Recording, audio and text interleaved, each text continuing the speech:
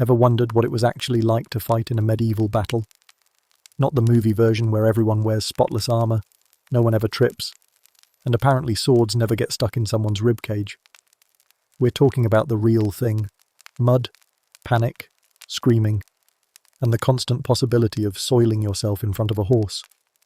We're talking real medieval combat, the kind where your sword breaks on the first swing, your boots are filled with someone else's blood, and your main strategy is trying not to get trampled by a sweaty guy named Bartholomew who hasn't bathed since last harvest.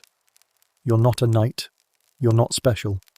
You're a terrified peasant with a dented helmet, half a boot, and a spear you've held exactly once before today. So grab a pillow, maybe a fainting couch, and prepare to be disillusioned, because we're peeling back the myth of chivalry and diving headfirst into the mud, the blood, and the historical body odor. And hey, before the arrows start flying, go ahead and subscribe. You'll need something to listen to while rethinking your romantic notions of swords and honor. So, here's the good news. You've been chosen to serve your kingdom. The bad news? You were chosen because the baker's son faked a limp and the constable believed him.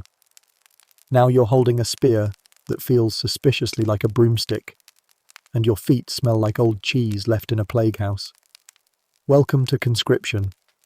You are now, by some miracle of low expectations, a medieval soldier. No one asks if you've fought before. No one cares. Your training consists of watching a man named Ulrich stab a hay bale with the same energy a drunkard swats flies, while shouting things like "glory" and "for the crown" in a voice that suggests he may be crying inside. It's inspiring in the way watching your uncle dance at a wedding is inspiring, mostly confusing, and a little sad. The official war notice was nailed to the church door. You didn't read it because, surprise, you can't read. All you know is the Lord wants bodies, and yours is statistically available. There's talk of foreign enemies, family honor, and defending the realm. In practice, it means walking for days until your toes rot off and stabbing strangers who look just as terrified as you. You're issued armor. By armor, we mean a stiff leather vest that once belonged to someone who definitely died in it. You also get a helmet that's clearly just an upside-down cooking pot with a strap. It pinches your scalp, rattles when you breathe, and smells like cabbage. Your entire defense strategy now rests on don't fall too hard. Your boots are technically boots in the same way a rat is technically a pet. They're more whole than leather, soaked from yesterday's rain and today's mistakes. You stuff them with straw to avoid blisters, which works right up until you step on something sharp and scream so loud a nearby goat runs away. Meals are simple. Boiled weeds, mystery broth, and bread that doubles as a weapon. You're told it's good for strength. You suspect it's good for parasites. You chew anyway, because starvation is the only thing worse than this porridge-flavoured betrayal. Your stomach grumbles with regret and mild rage. Your fellow recruits are exactly what you'd expect. A half-blind shepherd who thinks every problem can be solved by yelling at it, a monk with a twitchy eye and a suspiciously sharp walking stick, and a man named Joff who once punched a chicken to death. These are your comrades. These are the men you will bleed with. Drills are chaos. You swing sticks at burlap sacks while a captain screams at you about formation and discipline, two concepts no one fully understands. Someone tries to march in a straight line and ends up in a bush. You accidentally stab yourself with your own spear. The captain sighs, writes something down, probably your name on a death list. You ask about pay. The officer laughs so hard he wheezes. He says something about serving the greater good and hands you half a coin and a pat on the shoulder. You do the math. That coin might buy you a turnip. A small one, if you don't get robbed on the way to market. Sleeping arrangements are rustic.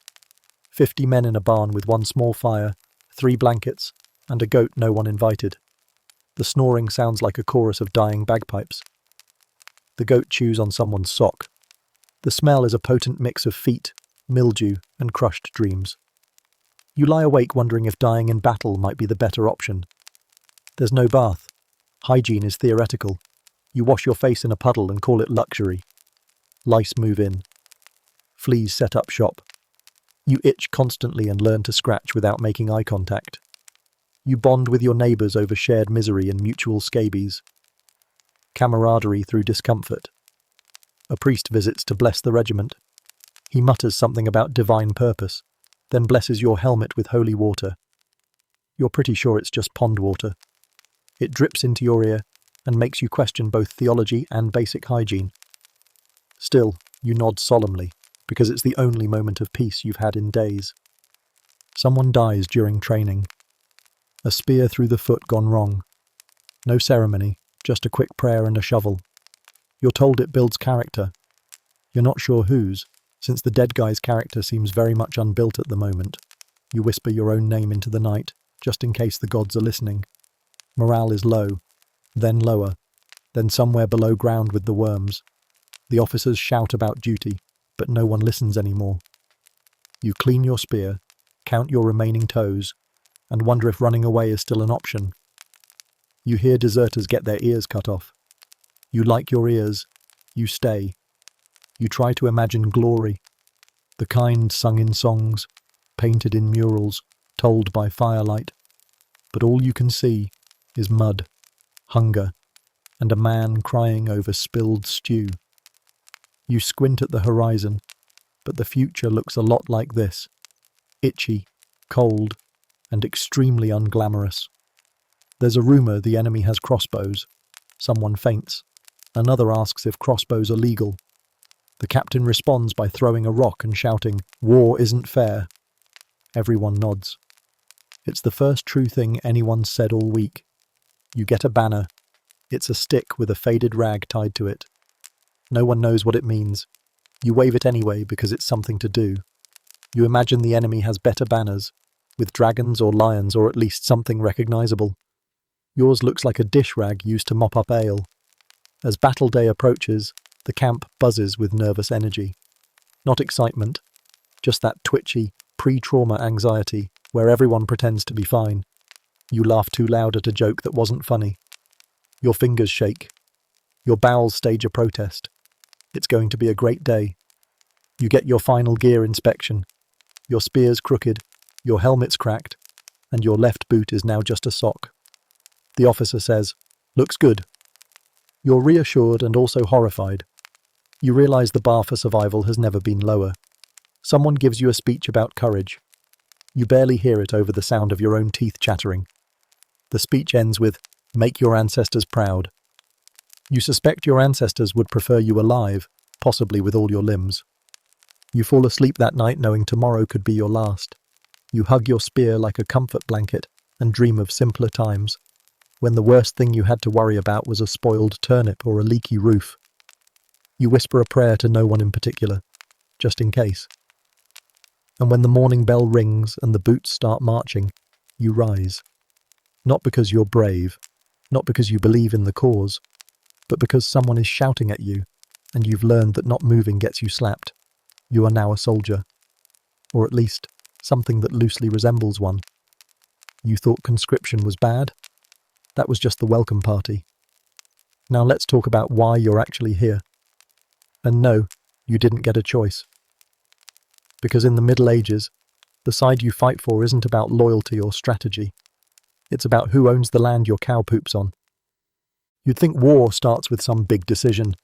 A council meeting, a passionate speech, a kingdom-wide vote maybe. Spoiler alert, you don't get to choose sides. Sides choose you. Usually based on your birth, your landlord's mood, or which local noble insulted which royal cousin at a wedding 3 summers ago. Your loyalty is assumed the same way your ability to farm turnips was assumed at birth. You don't get a pamphlet outlining your options. You get a man with a scroll, yelling declarations in the market square while holding a sword that looks like it hasn't been cleaned since the last plague. The king? Your king, allegedly, has declared war. Why? Hard to say. The rumours range from land disputes to an insult about someone's beard.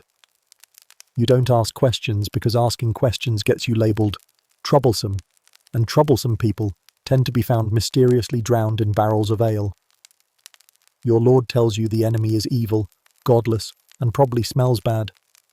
Conveniently, their lord is saying the same thing about you. You wonder if, Across the river, some equally filthy peasant is asking the same question. Why am I holding a weapon and not a spoon? You don't meet the enemy in strategy meetings or parliaments. You meet them in fields, muddy, horse-trampled fields, where you scream at each other in different accents and hope you're stabbing the right colour of tunic. Spoiler, you won't always. One day you're a farmer or blacksmith or enthusiastic loaf-eater. The next, you're part of a political scheme involving treaties, inheritances, and 3 people named Edward. The reasons are complicated. Your role isn't. You are meat with opinions no one asked for. When you were conscripted, they didn't give you a cause. They gave you a name to hate and a direction to march. They said for glory, with such dead eyes it sounded like a curse. You nodded, because that's what you do when someone with a sword gives directions. There are banners. Oh, how there are banners. Each one an explosion of lions, dragons, eagles, and indecipherable family crests that mostly scream, "My ancestors were really into gold thread." Yours is a faded cloth that might have once been red or possibly soup-stained beige. You hold it anyway, because symbols matter, apparently. The nobles, meanwhile, sit on horseback in fancy armour polished to a mirror shine. They look magnificent. They look untouched. Because they are. Their job is to inspire. Your job is to bleed while inspired. At night by the fire, the stories change depending on who's complaining. Their king broke the truce. Ours claimed land that's not his. Their banners mocked our goats. The truth is buried somewhere under layers of pride, revenge, and confusing genealogy. You ask an older soldier what the war's really about. He grunts, spits, and says, "Someone wanted to prove they're the bigger man." Then he laughs so hard he dislocates his shoulder. No one helps him. You stare into the fire and realize you may die because 2 cousins had an argument at a tournament. The enemy isn't demons or monsters. They're people like you. Just dirtier, if possible, and wearing different colours.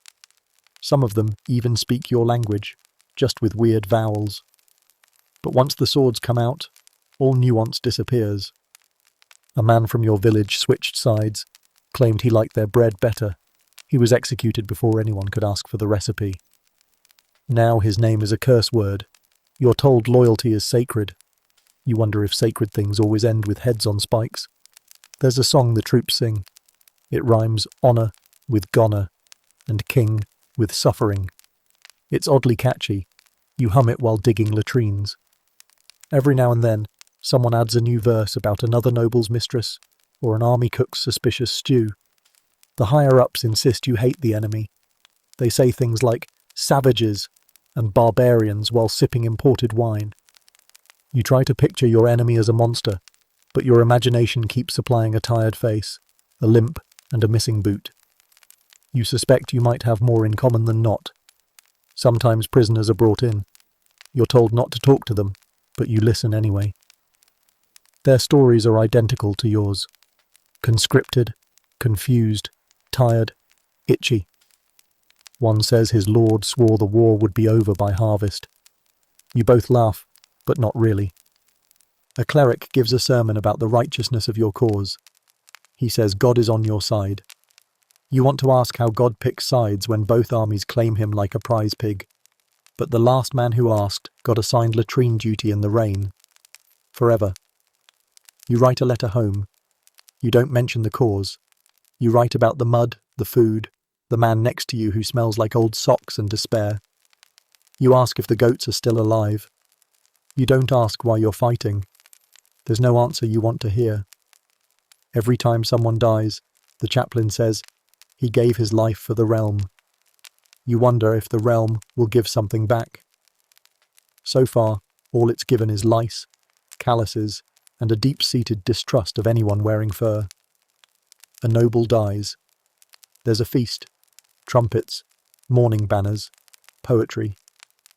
When 5 peasants die, someone shrugs and says, "War's war." You try not to throw your bowl of pottage in his face, mostly because you're still kind of hungry. The lines between sides blur the longer the war drags on. Desertions rise. People start trading with the enemy at night. Salt, bread, stories.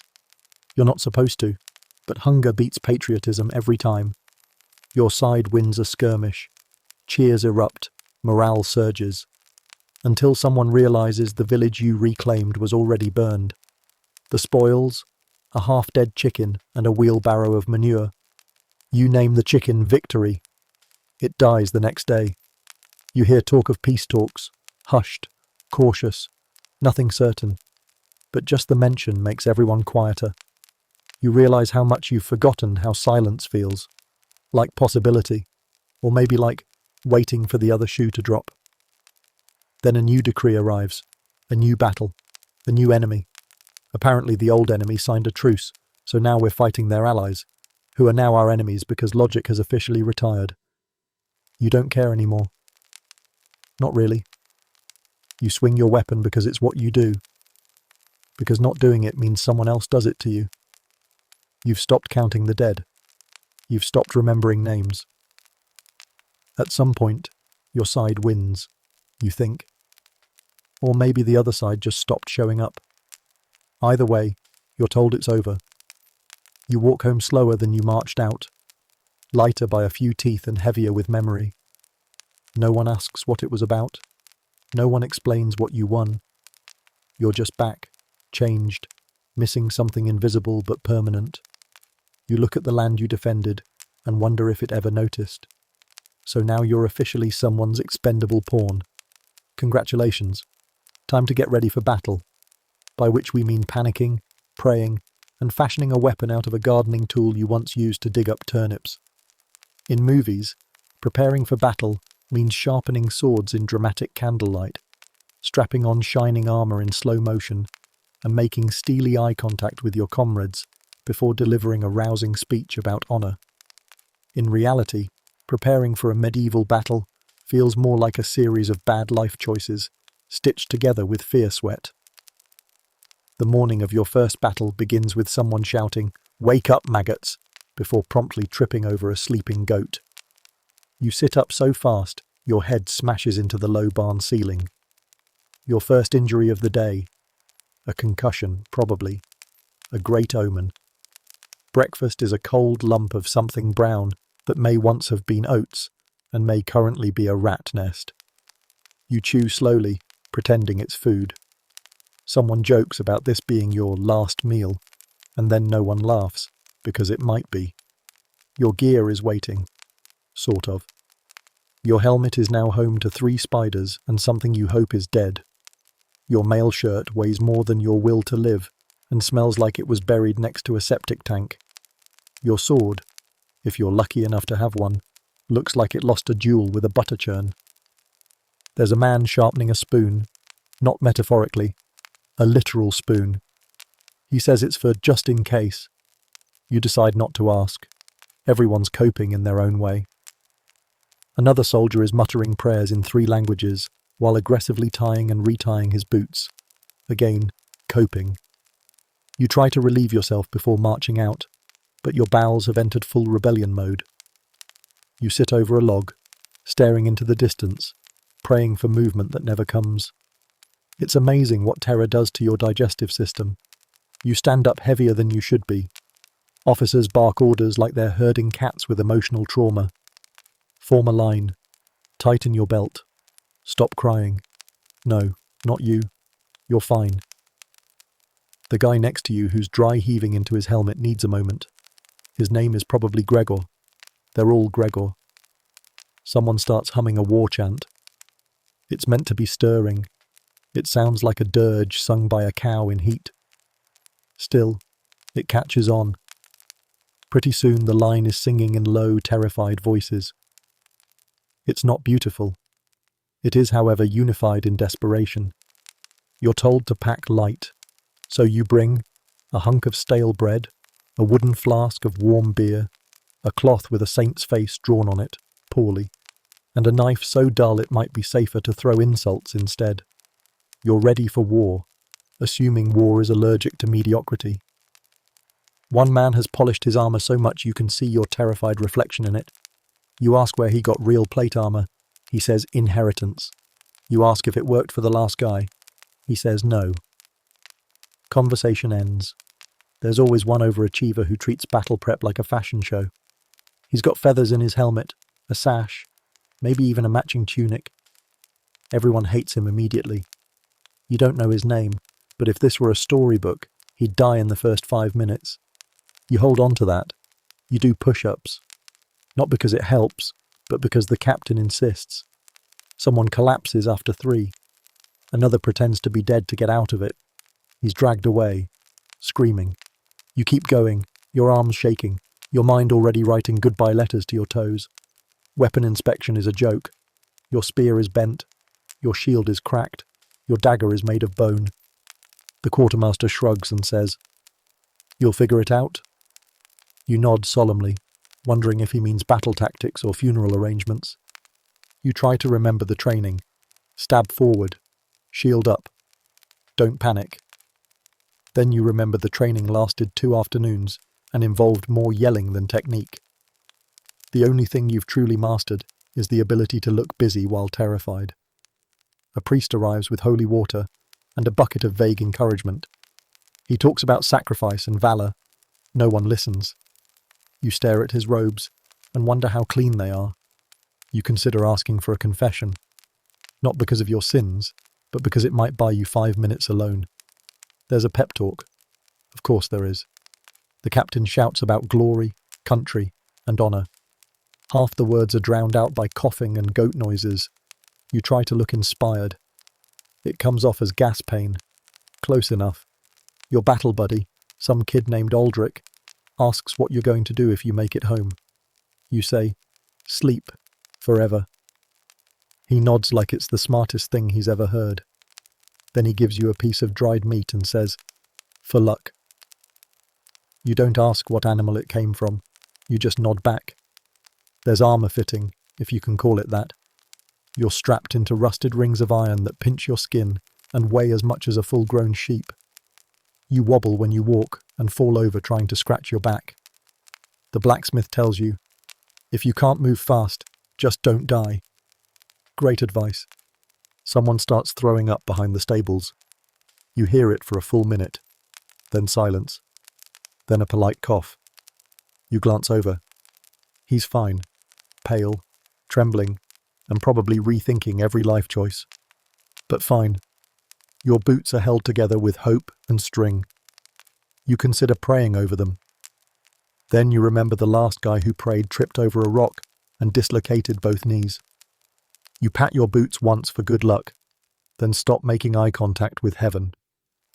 When the horn sounds, you jump. Everyone does. You weren't ready. No one was.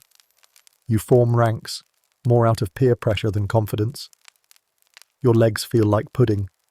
Your hands grip your weapon like it's both the solution and the problem. The noble arrives. He's on a pristine horse wearing armor so clean it glows. He gives a speech about duty. It's dramatic. You don't hear a word because you're too distracted by the fact that his horse is relieving itself mid-speech. Symbolic, probably. You are marched to the edge of the field. You can't see the enemy yet. Just a horizon of possibilities. None of them good. A bird cries overhead. Someone says it's a sign.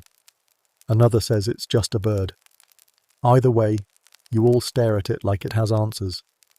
Your armpits itch. Your teeth hurt. Your chest is tight. You suddenly remember a pie from home.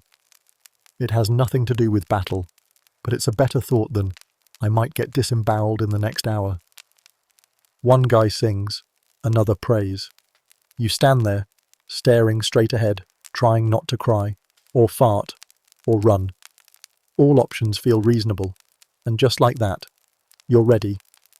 Not trained, not prepared, not confident, but dressed in itchy metal, holding a sharp stick, standing in a line with 50 other doomed souls who also didn't choose this life. Ready, sort of. You've prepped, sort of. You're terrified. Definitely. But maybe the armor will help.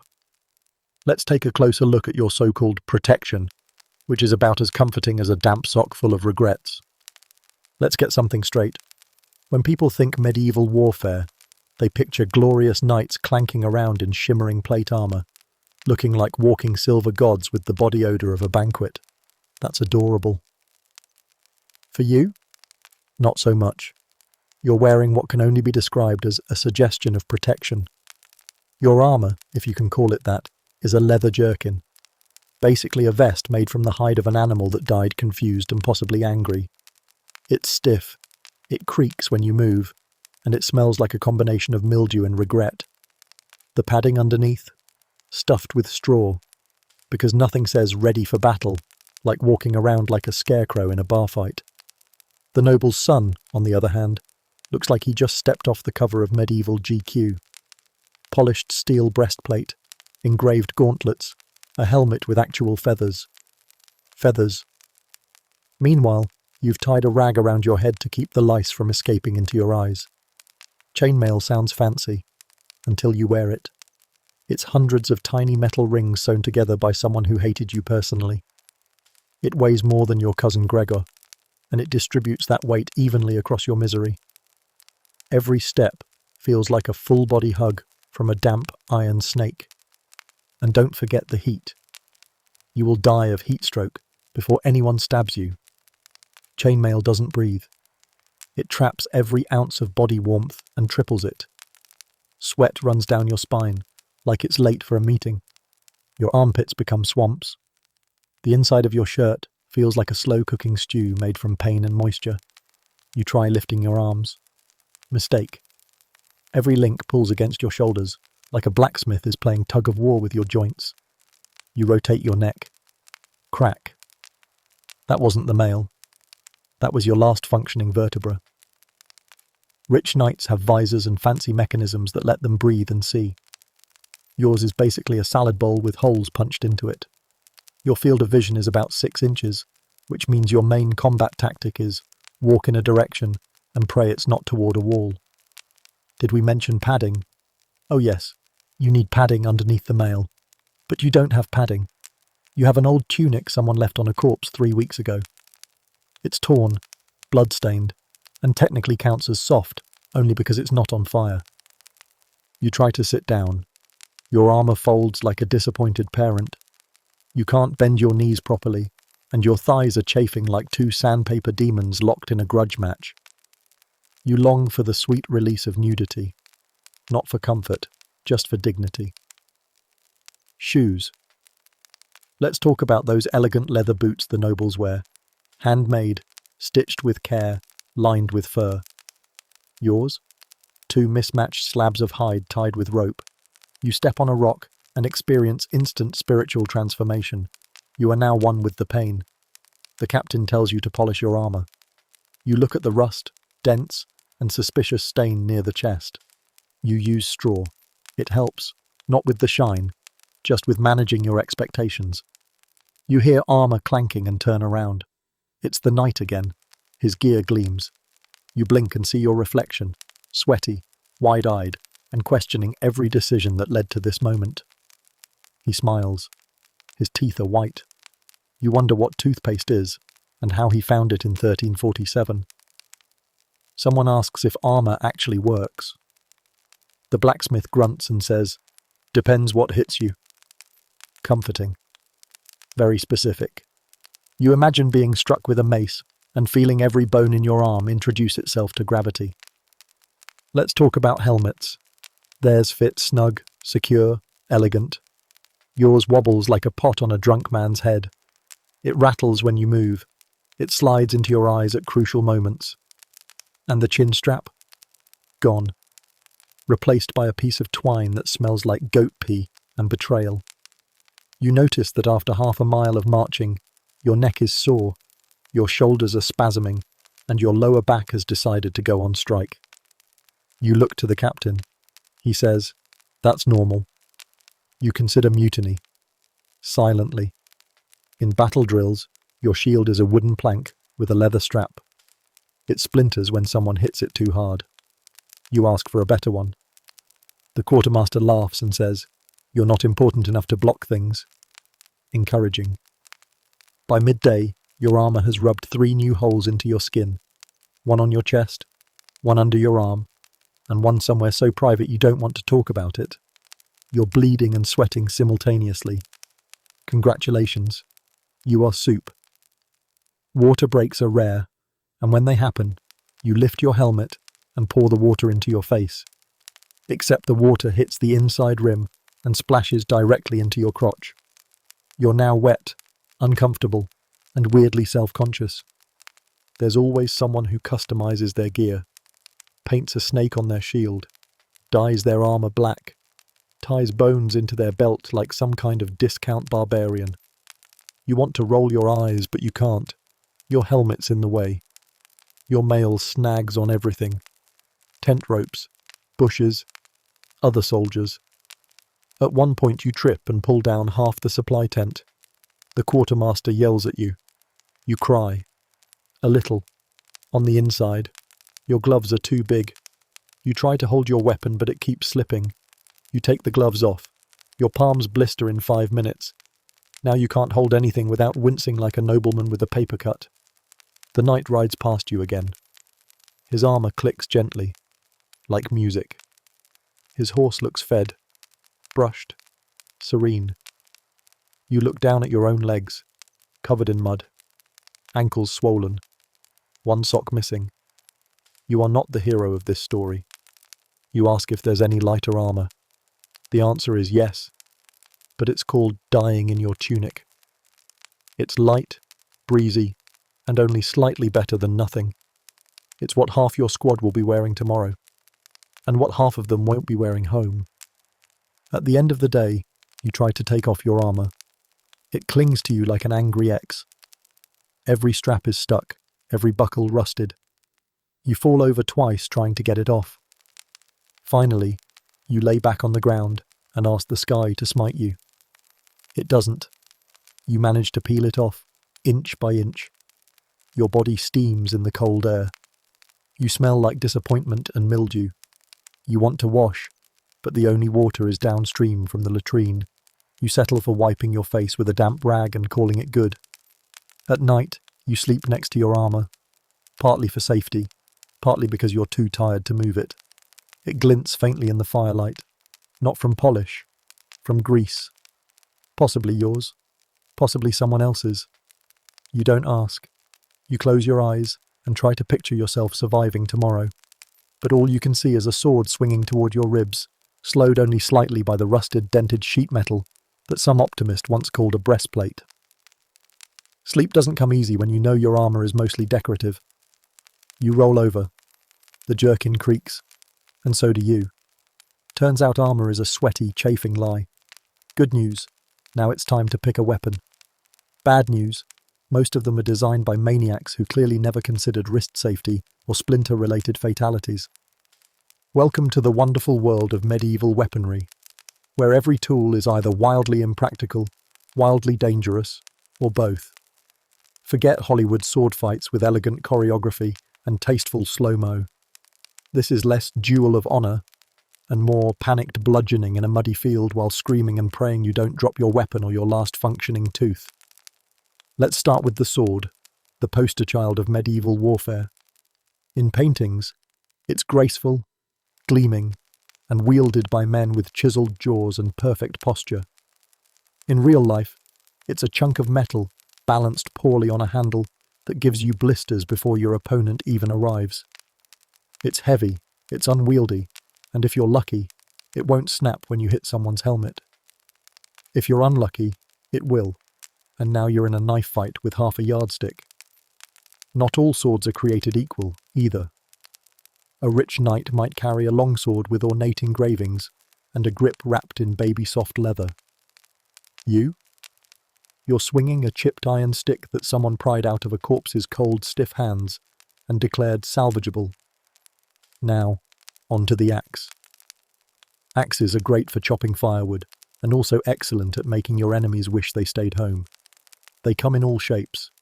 Hand axes, bearded axes, double-headed monstrosities that look like they were designed by someone with anger issues, and a blacksmith's anvil.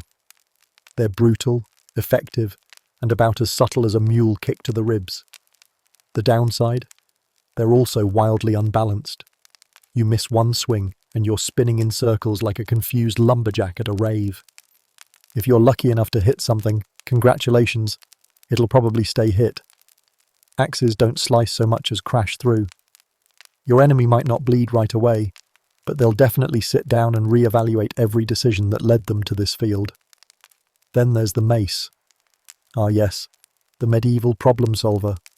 It's a metal club designed for one purpose: make helmets regret existing. No fancy technique required. Just swing it like you're chasing a raccoon out of your pantry. Contact results in bone crunching, bell ringing, soul departing pain. Downside? It's heavy, very heavy. After 4 swings, your arms go numb, your back spasms, and you consider a career in gardening. The flail deserves its own paragraph because whoever invented it was clearly on something. Picture this: a spiked ball on a chain, attached to a handle.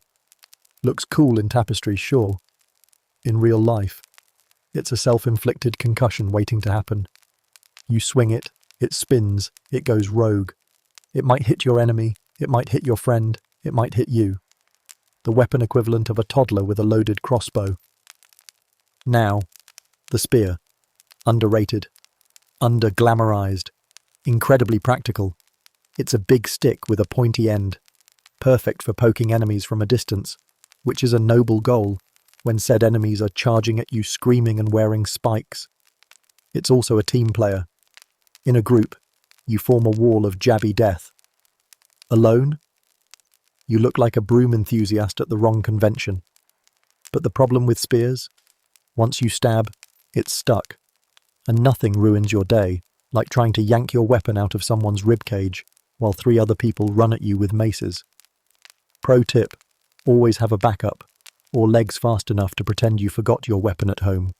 Let's talk bows. Archery is romanticized in stories. Elegant shots, graceful form, heroic one-liners whispered to the wind.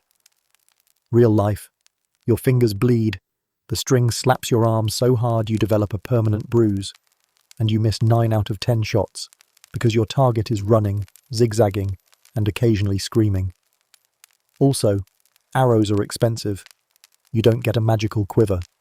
You get 6 sticks, one of which is bent, and a lecture about making every shot count. Then there's the crossbow, for those who like their murder with a side of back pain. Crossbows were powerful, terrifying, and about as fast to reload as a medieval ox cart. You get 1 shot, maybe 2, if your enemy is very polite or extremely distracted. Then you're just a guy holding a weird-looking stick and making nervous eye contact. Of course, if you're a peasant, you're probably using a club, a shovel, or, if supply was really low, a rock. And not a cool, sling-ready David vs. Goliath rock. Just something you found on the ground and hoped for the best. Bonus points if you carved a face into it and gave it a name. That's not weird. That's morale. And don't forget the dagger, also known as your last desperate hope. It's small, concealable, and really only useful when you're already in trouble. Drawing a dagger means one of 2 things. 1, you're fighting in very tight quarters, or 2, you dropped your actual weapon and are now inventing new strategies, like panic stabbing and crying. Of course, none of these weapons matter if you can't lift them. Most medieval soldiers weren't jacked bodybuilders. They were malnourished farmers with vitamin deficiencies and a dream. Holding a broadsword for more than 5 minutes feels like arm wrestling a horse. Swinging it repeatedly? That's called a fitness regimen, or a death wish. Weapon maintenance is a whole other level of stress. Blades dull, wood cracks. The blacksmith says he's overwhelmed and not fixing another peasant's bent spoon sword today. You end up sharpening your axe with a rock and a prayer. The axe still works, kind of. The prayer, less so. Now let's rank them for fun. Swords. Look great, feel awful. Might get you knighted. Might also dislocate your shoulder. Axes. High damage, low finesse. Best used when subtlety is off the table, which it always is. Maces. For when you want to play the drums on someone's skull. Flails. Swing wildly and accept your fate. Spears. Good teamwork weapon. Terrible for solo heroics. Bows. Effective from a distance. Ineffective when someone is trying to introduce their sword to your spleen. Crossbows. Powerful, slow, great for dramatic last stands. Daggers. Technically a weapon, mostly an emotional support knife. Clubs and farm tools. Improvised. Terrifying. Symbolic of the entire medieval experience. So, when battle begins, what are you actually carrying? A dented axe, a wobbly shield, a dagger you made from a chicken bone, and the unshakable suspicion that the guy next to you might be better off fighting with his teeth. And somehow, you'll march into battle anyway. Not because you're brave, but because everyone else is moving, and you don't want to be the only one left holding a blunt rake and wondering where it all went wrong.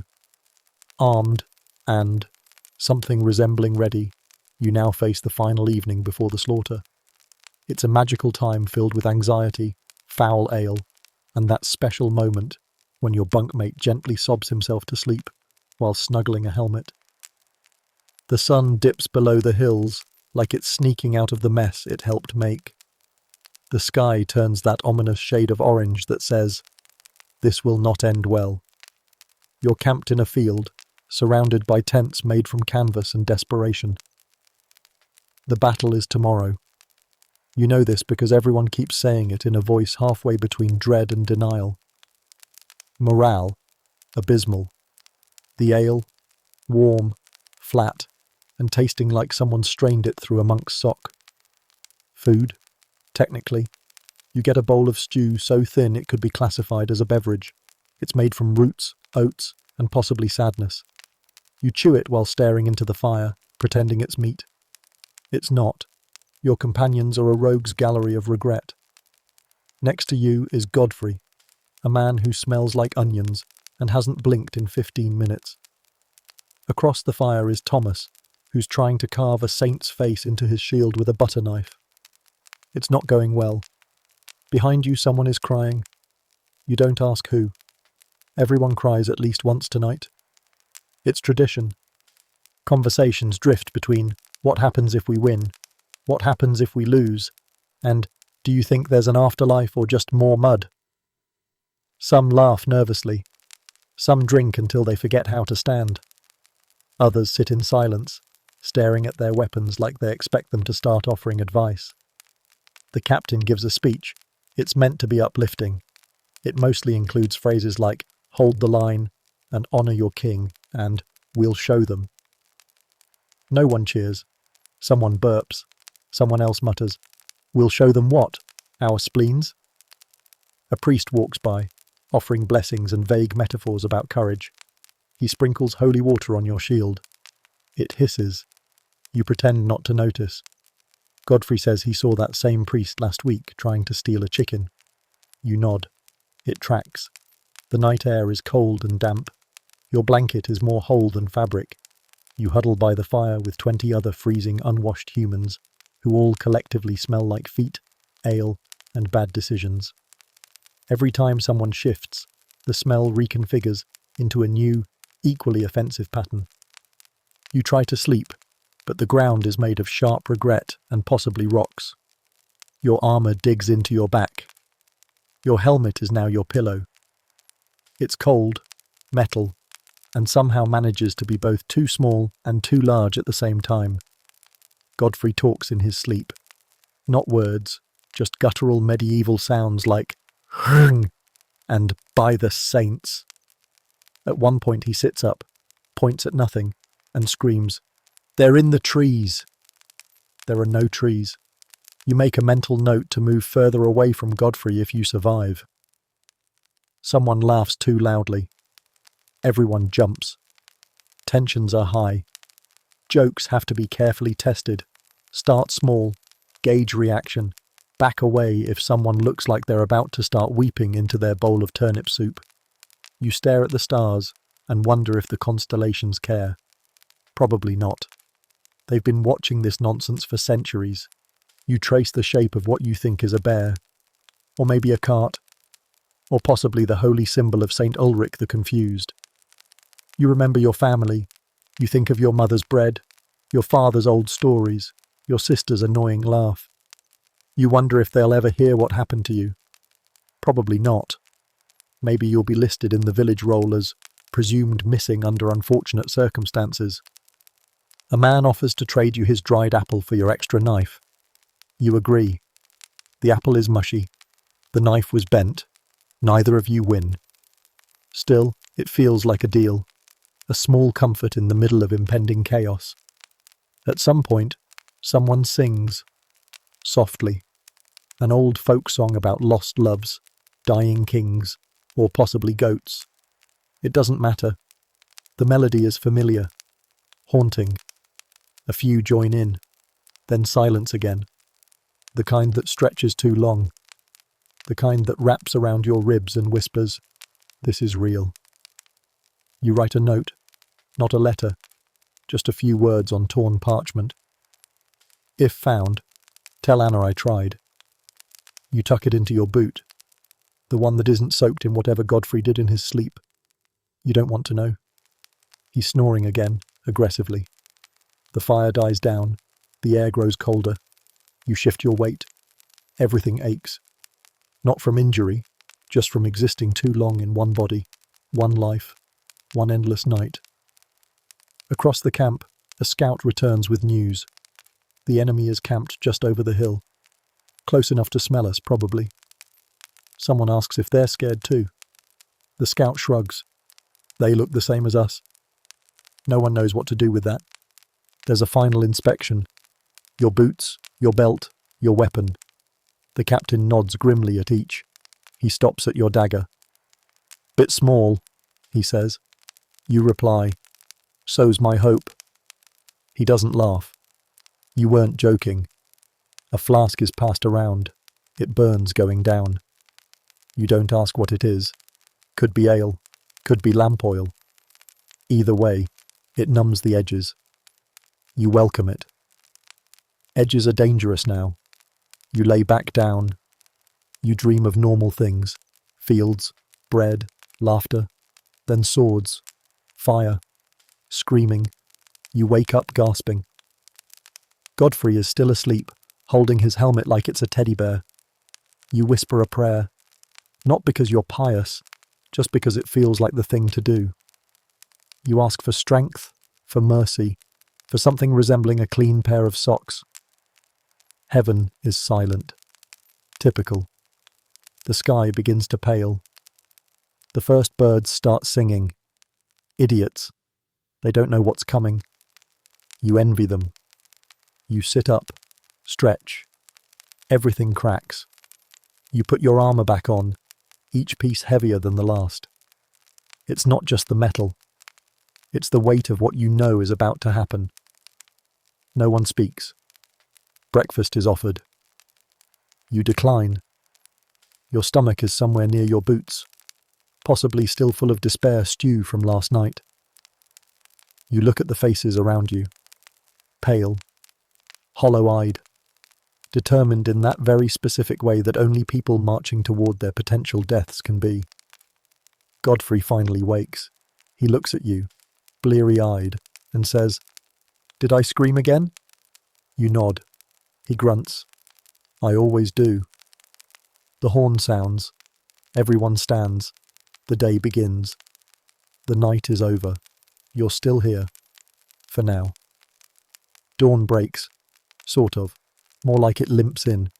You're hungover, haunted, and heading out. But don't expect a cinematic march of glory. What you're about to experience is 20 miles of foot pain, swamp stench, and crippling existential dread. Marching to battle sounds like it should be dramatic.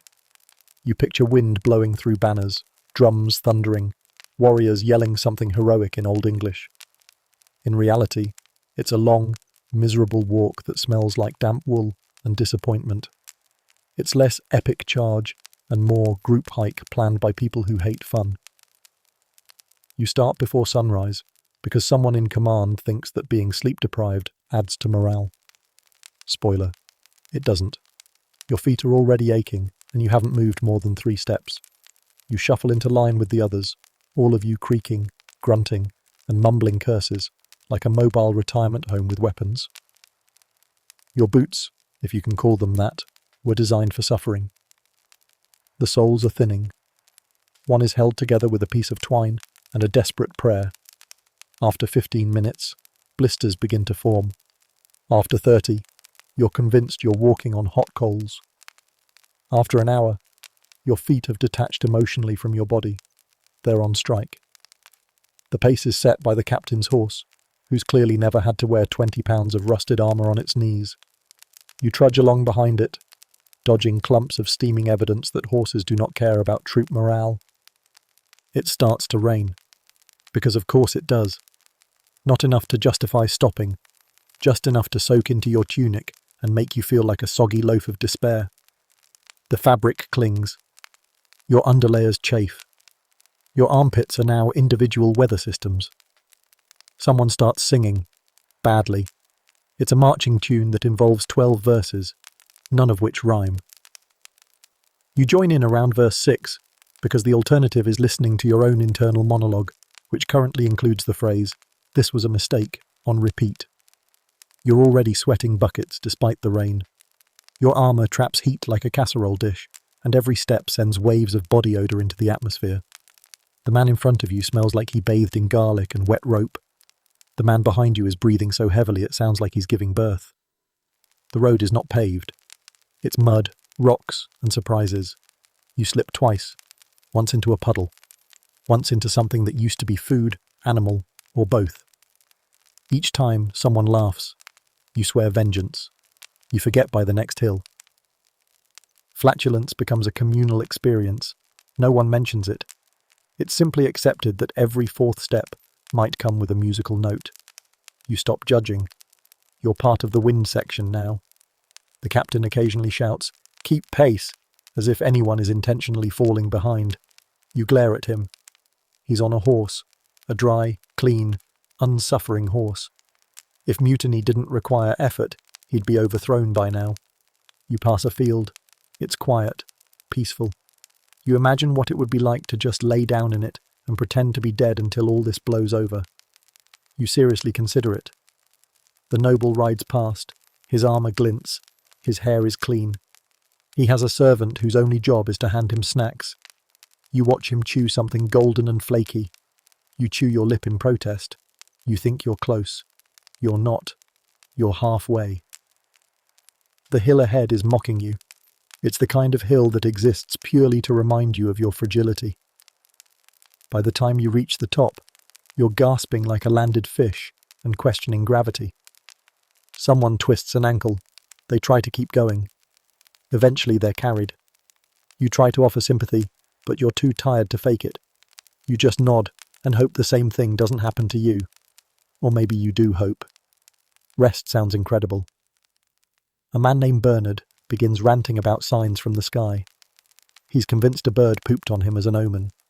You want to disagree, but honestly, it checks out. You reach a stream. It's cold and muddy, but you splash it on your face anyway. It helps, briefly. Then you remember this same stream probably ran past the latrines. You wipe your face on your sleeve and accept your fate. The trail forks. Someone asks which way to go. No one knows. You wait for a scout. They return with conflicting advice. You take the left path because it feels wrong and therefore probably correct. This is how decisions are made now. Marching songs return. Louder. More frantic. One involves a goat, a bucket, and a questionable moral lesson. You sing along anyway. Harmony is dead. Volume is survival. Time stretches. Your legs ache. Your back feels like it's been used as a training dummy. Your sword belt digs into your hip. You try shifting it. It makes things worse. Lunch is announced. It's not lunch. It's a piece of bread the size of a rat, and just as soft. You chew it like a condemned man chews his last rites. It turns to dust halfway through. You drink beer to wash it down. It doesn't help. It's warm and vaguely fishy. A cart passes carrying extra gear. You eye it longingly. It's full of axes and helmets. You think about crawling inside. You decide against it because it's moving too fast and you're moving too slow. The weather clears for 20 minutes. Birds chirp. Someone suggests this is a good sign. They're immediately stung by a bee. We take it as confirmation. Near the end, you see smoke in the distance. The camp. Maybe the battlefield. You hope it's the camp. You fear it's not. You adjust your gear one more time and try to act brave. It comes off more as bloated. When you finally stop, it's not relief you feel. It's emptiness. Your body is still marching even though your legs aren't. You sit down, not gently, but like collapsing timber. Someone hands you a second piece of bread. You eat it without tasting. Your socks are soaked. Your boots are worse. Your soul is somewhere 3 miles back next to a tree you accidentally headbutted on the way up the hill. Someone farts. You don't flinch. You made it. For now. You've marched. Your feet are blistered. Your soul has filed a formal complaint. Now it's time to line up like someone knows what they're doing. Spoiler, no one does. But you're going to stand there anyway, because yelling "why" in formation isn't allowed. You're awake. You're dressed. Your armor is on. Incorrectly, probably. Your boots are wet. Your legs hurt from marching. Your back hurts from sleeping on a rock that definitely had opinions.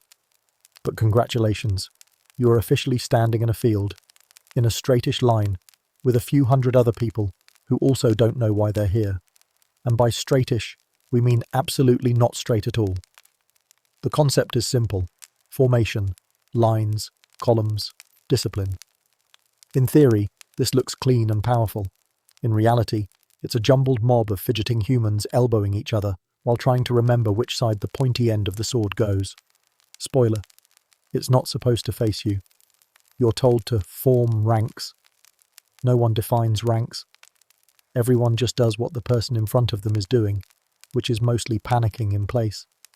The formation shifts every few minutes, either due to last-minute orders, marching errors, or because some guy named Gerald keeps wandering off to find a P-rock. Your captain barks something unintelligible. Everyone freezes, then looks at each other for a clue. It was either raise arms, or brace yourselves, or possibly, Bernard, stop eating. Either way, there's movement. Shields clunk, weapons wave, armor squeals. It sounds like a dying pig orchestra. You're gripping your weapon, which still feels unnatural. It's too heavy on one side, slightly sticky from yesterday's stew spill, and you're 75% sure the hilt has fleas. You give it a practice swing. It catches on your neighbour's tabard. He glares. You nod apologetically. No one speaks. Time passes. Nothing happens. You adjust your helmet. It's too tight. It pinches your temple, making your thoughts echo weirdly in your own skull.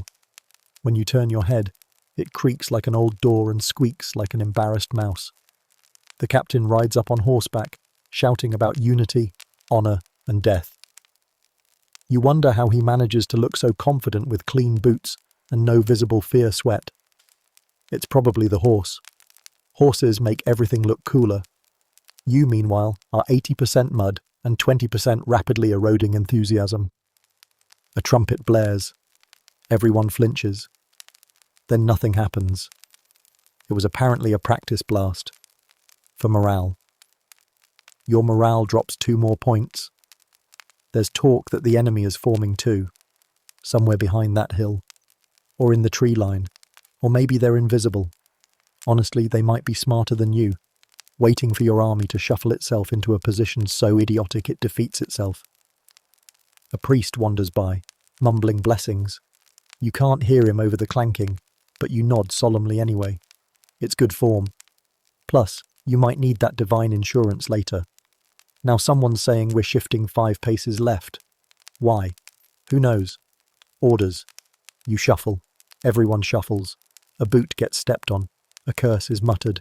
A man named Giles falls over and takes 2 others with him. It's like dominoes with groaning. You stare ahead, trying to look brave. You fail. You look like someone holding in a fart while getting married at sword point. Across from you, Godfrey is carving something into his shield with a spoon. You don't ask. It's probably a saint. Or a potato. Maybe both. Someone sneezes. Everyone panics for half a second. You wonder if the enemy heard it. You wonder if that's even bad. At this point, a surprise attack would be a welcome change of pace. You feel a trickle of sweat slide down your back. It takes the scenic route through your spine, across your waist, and settles unpleasantly somewhere unmentionable. You shudder. Not from fear, just general dampness. You look down the line. Some men are whispering. Others are staring into space. One guy's praying. Another is practicing his war face, which mostly looks like constipation mixed with spiritual doubt. A few yards away, a noble raises a banner. The wind is not cooperating. It flaps dramatically, then slaps him in the face. He pretends it didn't. We all pretend it didn't. Except Godfrey.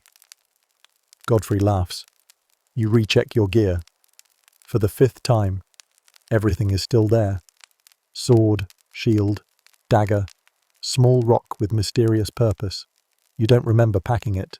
You decide it's lucky. Suddenly, your name is called. You jolt. It's the captain, mispronouncing it spectacularly. He asks if your unit is ready. You nod with forced confidence.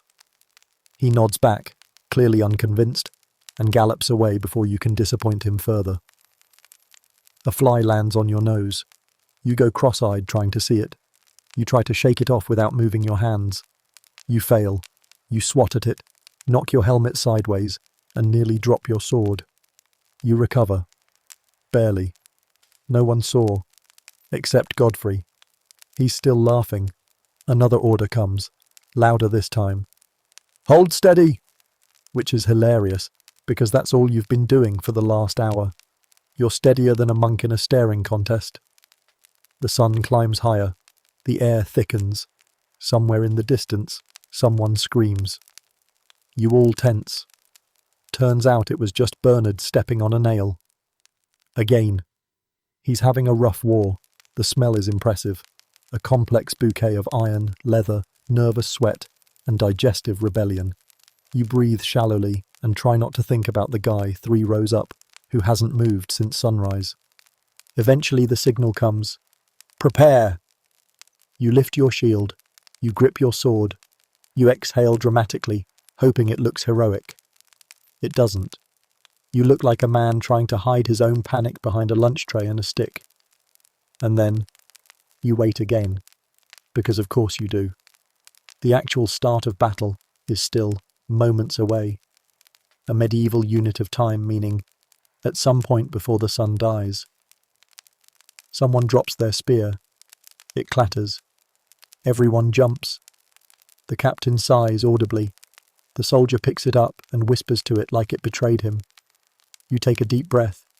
You look around. And you realize no one knows what they're doing. Not really. Not the guy next to you. Not the captain. Definitely not the noble who's sweating through his silk tabard. You're all just here. Standing in the mud. Pretending this makes sense. Pretending you're ready. Pretending you're not already halfway to screaming. And yet, you're here. Which is something. Even if the formation isn't. The waiting is over. The confusion continues. Now the horns are blowing, people are screaming, and your bladder is making some very sudden decisions. Welcome to the first charge, where battle meets blind chaos, and you're right in the middle of it. It begins with a sound. A trumpet blares, a nasal, shrieking, off-key wail that sounds like someone trying to strangle a goose with a trombone. It's the signal. The one you've been dreading since you woke up in a field next to Godfrey and his snoring that doubled as pest control. You brace. Everyone around you tenses. Eyes wide, mouths dry, backs clenched. And then someone yells, "Charge!" And that's it. There's no grand speech, no for glory moment, no dramatic slow motion. Just the immediate, terrifying realization that the entire line has started moving forward. And if you don't go with them, you'll be trampled by 20 rows of sweaty men holding pointy things. You run, or stumble, or half jog in a kind of terrified power walk. The battlefield is a sloping mess of churned-up grass, discarded gear, and the silent screams of 1,000 stomachs turning inside out. It smells like wet dog, stale beer, old bread, and something that might once have been cheese, but is now best described as a biohazard. Your first few steps are adrenaline-fueled. Your last few are a mix of blind panic and deep personal regret. And then there they are, the enemy. You expected rows, ranks, shining armour, men with noble gazes and stern brows. What you get is a crowd of men who look exactly like you, confused, sweaty, and already regretting all their life decisions. The two groups crash like waves of meat, bone, and disorganized shouting. Your sword hits something. It might be a shield. It might be someone's helmet. It might have been the air. Either way, your arm jolts from the impact. You scream. The man in front of you screams louder. You both pause, startled, and then someone else knocks into you, and the moment's gone. Chaos. That's the only word for it. It's not battle. It's a kinetic disaster. An accidental mosh pit for angry farmers cosplaying as soldiers. There's no form, no strategy, just slashing, blocking, shoving, ducking, and praying you're hitting the right team. Your shield is up. Sometimes. Other times it's behind you for reasons you can't explain. You take a hit to the shoulder. You feel it. You don't react. There's no time. You duck another blow. It misses. You try to respond with a heroic counterstrike and accidentally drop your sword. Panic. You dive for it like it's the last sausage at a feast. Fingers wrap around the hilt. You swing from the ground and clip a man's knee. He falls over you and you both go down like medieval bowling pins. You groan. He groans louder. You both nod, apologize, and crawl in opposite directions. You can't hear anything clearly. Just noise. Clanging, screaming, horns, the clatter of hooves, the horrible, unending sound of dozens of people finding out just how sharp, not very sharp, can still be when applied with enough fear and momentum. Someone yells your name. You look up. It's not your name. They're yelling, "Raise the banner!" But your name is apparently close enough to banner in the heat of combat. You nod out of instinct, then immediately duck because someone swings an axe the size of a bookshelf over your head. You scurry sideways. You're not fighting anymore. You're just surviving. Mud sprays up. Blood too.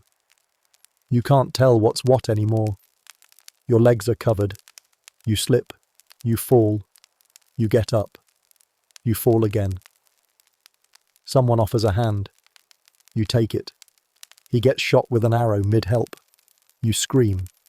He shrugs and keeps going. You make a note to buy him a beer, if either of you survive. A horse charges past. You barely dodge the hooves.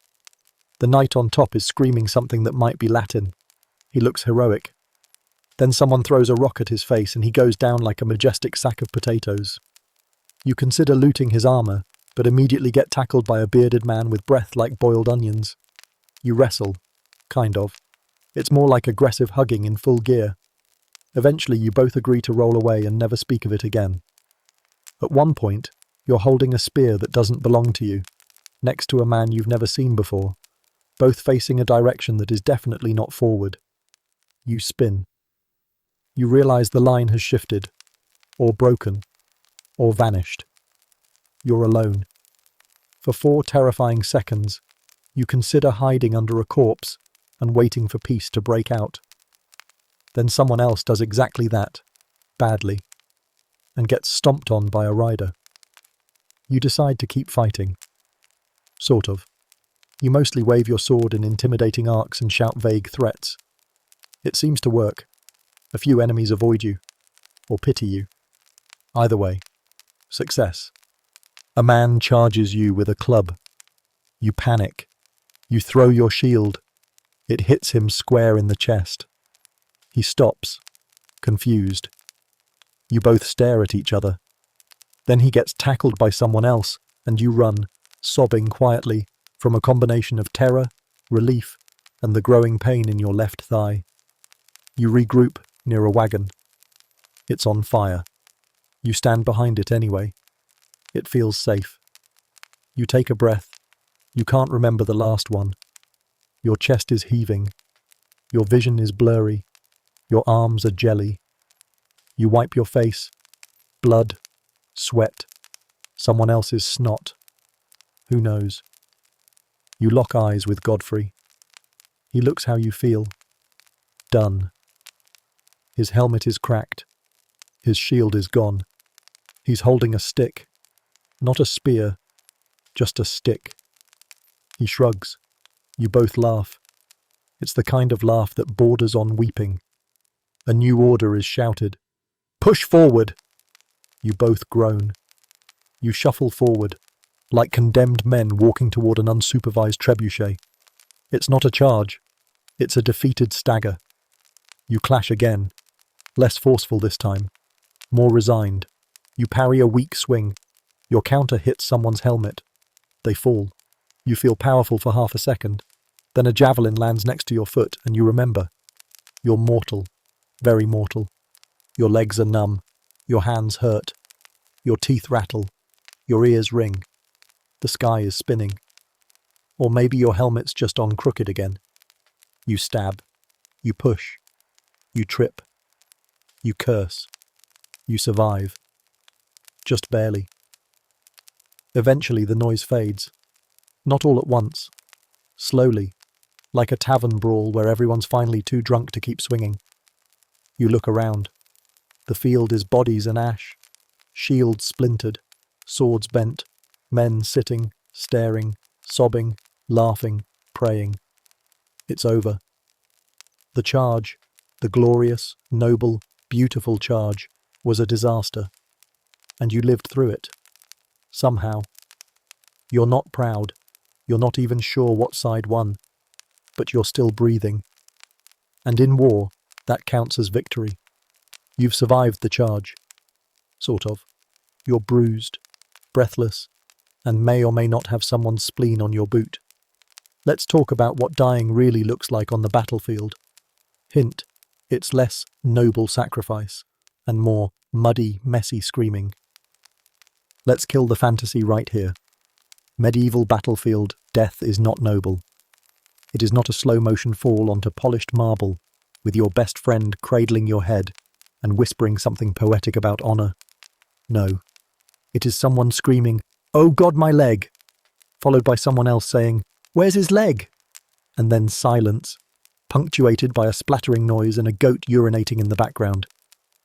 You don't die with dignity. You die with mud in your mouth, a dent in your helmet, and a confused expression like someone just told you your pants are on fire, which, incidentally, they might be. You don't go out whispering a final message to your loved ones. You go out choking on your own blood while someone runs over your corpse in the wrong direction because they forgot where the front line was. You could be a hero. You could have been the bravest soul on the battlefield. But if you trip, fall into a ditch, and get accidentally stabbed by a guy trying to scratch his back with a halberd, that's your story now. Forever. Your heroic legacy, reduced to a cautionary tale about walking too close to Guy, with terrible weapon awareness. Let's talk methods of death. The sword is the celebrity. Everyone talks about swords. But swords rarely kill cleanly. More often than not, they bounce, scrape, or lodge halfway into you, leaving you gurgling and contemplating every poor decision that led to this moment. Maces? Oh, maces are the real nightmare. Not pointy, not sharp, just brute force trauma straight to the skull. You don't bleed right away. You just collapse, twitching, with your brain doing a slow cartwheel inside your head. If you're lucky, the second hit finishes the job. If not, welcome to an afternoon of excruciating confusion before the lights go out for good. And arrows. Romanticized nonsense. Archery is impersonal, indifferent. You don't even see it coming. You're just standing there, thinking about bread or blisters, and then bam, a shaft in your kidney. You drop. You try to breathe. You fail. You make a sound like an accordion being stepped on. The end. Then there's the accidental deaths. Those are plentiful, trampled by your own side. Slipping on a blood-slick rock and cracking your skull. One guy in history got kicked in the chest by a panicking goat and died 3 hours later from internal bleeding. Nobody wrote songs about him. Also popular, friendly fire. Your friend gets excited, spins too fast and clubs you in the neck with his flail. He doesn't notice. You die making eye contact with the guy you shared stew with 2 hours ago. He never even says sorry. Let's not forget the post-battle deaths, the ones where you didn't technically die in the fight, but wish you had. You take a spear to the gut. It doesn't kill you right away. No, it gives you 2 to 3 delightful days of searing, festering pain, while your innards politely leak into your tunic. If you're high-ranking, a surgeon might try to remove it with unwashed tools and hope. If you're not, they just leave you in a hut and tell you to pray louder. And then there's fire. You're not even in the fight. You're 10 feet back holding a spear, wondering why everything smells like cheese. Suddenly, a wagon explodes because someone packed it with hay, oil, and hope. Now you're rolling on the ground, screaming, while some guy yells, "Put him out with your cloak," and another yells, "Save the beer." A surprising number of men die from bleeding. Slowly, pathetically. One cut, not even deep, just in the wrong place. It leaks. You notice it too late. You tie a rag around it. You keep fighting. Then later, you feel cold. You sit down. And that's it. No drama, no song, just gone. If you think that's bad, try getting disemboweled. There's no bounce back from that. You feel it. You see it. You scream things that haven't even been invented yet. You beg. Someone tries to comfort you. You bite them. It's a whole thing. Still not convinced? Let's talk sounds. Medieval dying sounds are not noble. They are not majestic. They are mostly gasps, gurgles, sputters, and wet, flapping wheezes. It's like someone tried to drown a bagpipe in a bucket of soup. There's also crying. Lots of crying. Not just from the dying either. Sometimes the people nearby. Sometimes the men doing the killing. War breaks people. On every side. And smell? We never talk about the smell. Blood, urine, feces, burnt hair, fear, lots of that. It hangs in the air like a ghost no one invited. You can taste it. It becomes part of your nostrils. It follows you long after death. Or so say the survivors, the rare, unlucky few. Speaking of which, survivors aren't always better off.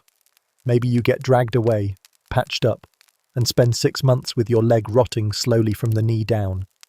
Or you recover, kind of, but now you scream at shadows, flinch at birds, and soil yourself every time someone bangs a pot. Some people don't even realize they're dying. They stumble around, dazed, blood gushing from a place they can't see. They ask you what's going on. You can't answer, because their eye is dangling off their cheek and their mouth is full of their own teeth. Death doesn't respect choreography. You don't die in the right pose. You die face down in mud, or face up with your mouth open in a scream that never stops. You die with your pants half down, or your arm twisted behind your back, or your head at an angle only birds find interesting. And after you die, well, nothing gets cleaner. You're looted. If you had anything shiny, it's gone.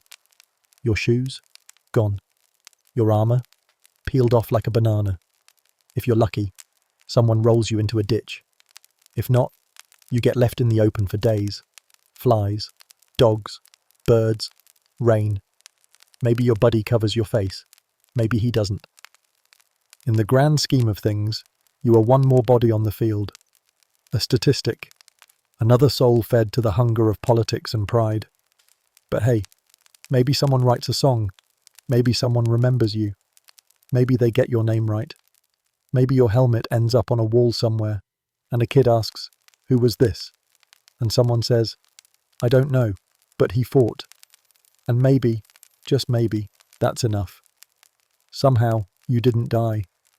You probably should have. But now you're dealing with the next level of horror, being alive and injured.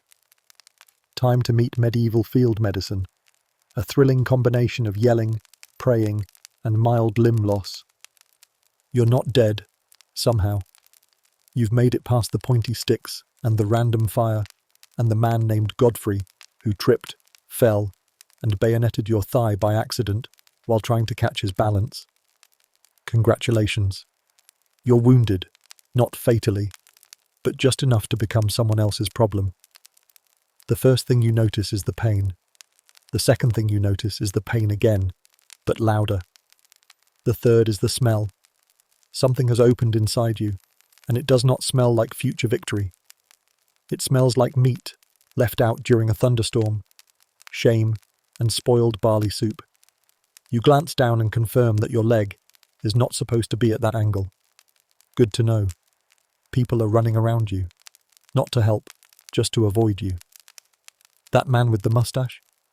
He looked directly into your eyes and kept walking. You yell something between a scream and a whimper. Someone hears, or thinks they do. Soon enough, a medic stumbles into view. Medic is a strong word. He's a man holding a knife, a prayer book, and the kind of grin that says, "I haven't slept in 3 days." He squats beside you, pokes the wound once with a stick, then nods thoughtfully, as if he's reading a wine label. "Looks nasty," he mutters. You want to scream, "No kidding!" but you just sort of weep through clenched teeth. "Let's have a look."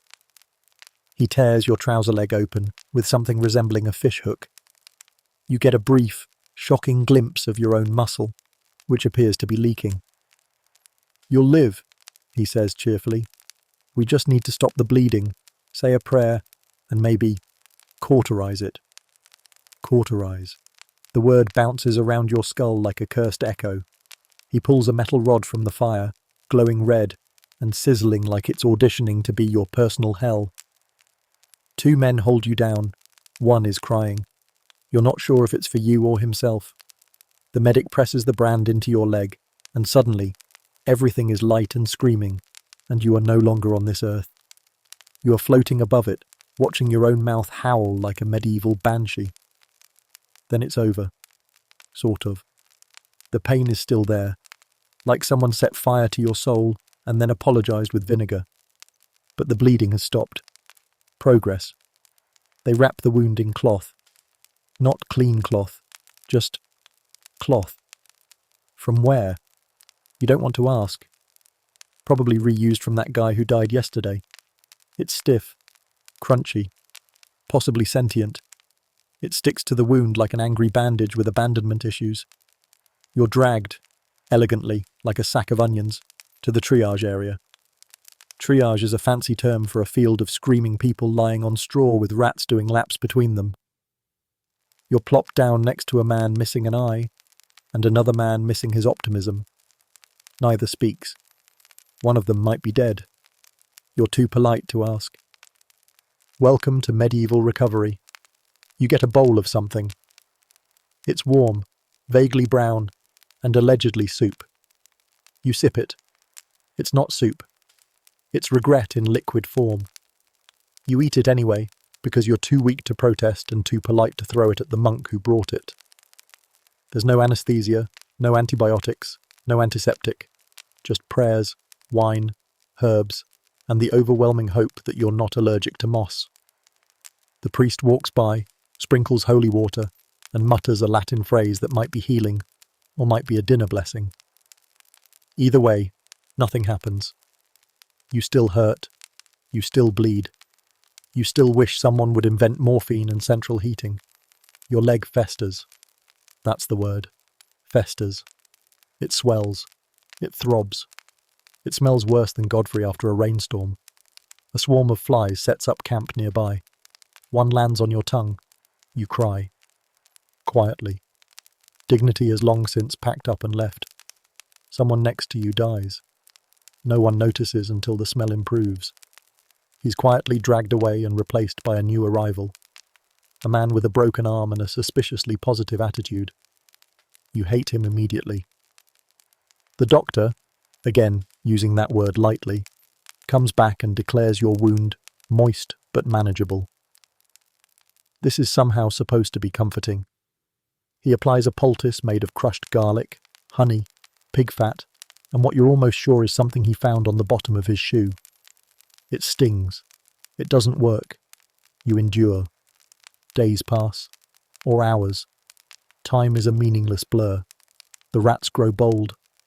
One tries to nibble your bandage. You threaten it. It doesn't flinch. Eventually, someone throws a boot, and the rat wanders off in search of easier meat. Your fever spikes.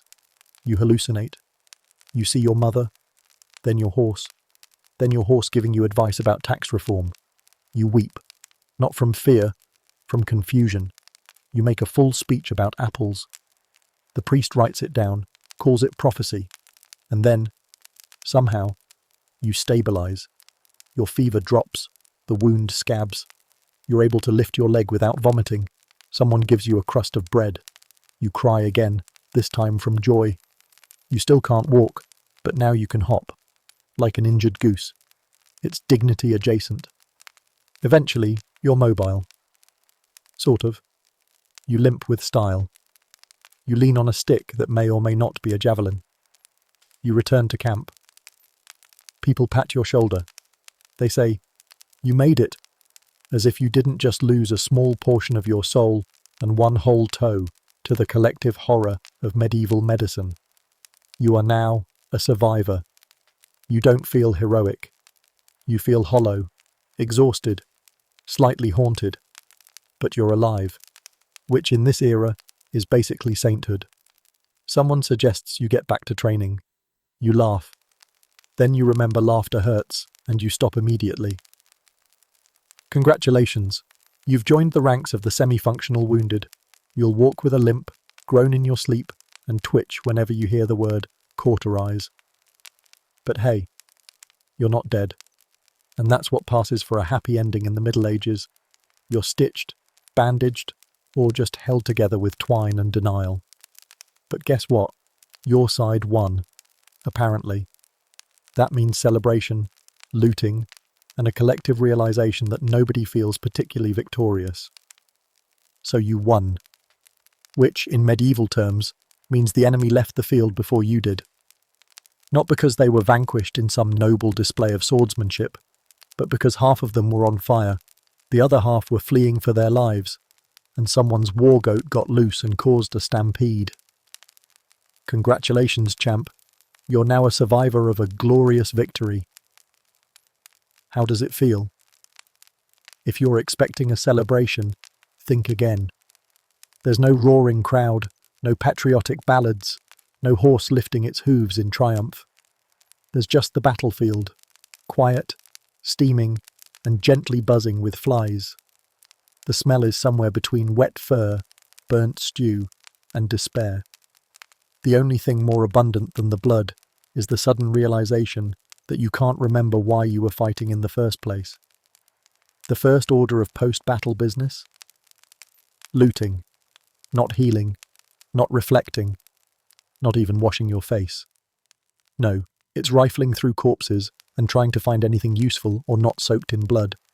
You're not alone. Everyone is doing it. Even that guy with the arrow through his shoulder is using his good arm to yank boots off a dead soldier, like he's shopping at the world's worst yard sale. And let's talk about the looting haul. Spoiler alert, it sucks. Turns out, victory doesn't come with a treasure chest or a loot drop. What you get instead is a haunted buffet of sadness. Most of what you find is either broken, soaked in someone else's bodily fluids, or so cursed it practically whispers threats when you touch it. That sword lying gleaming in the mud, snapped in half, rusted at the handle, and currently embedded in a guy's clavicle. Technically he's dead. Probably. But you don't really want to test it. That bag of coins you saw a guy clutching during the fight? You pry it loose from his rigor mortis grip, only to find it's filled with pebbles, chicken bones, and a mouldy turnip that's somehow both squishy and sharp. You eat around the edges later anyway. Boots. That's what you really need. Yours fell apart 2 villages ago, and now consist mostly of hope and a few threads. You spot a pair sticking out from under a collapsed archer. One boot's a size too small, and the other has something squishy in it that pulses slightly when you step. You put them on without question. You've lost the right to be picky.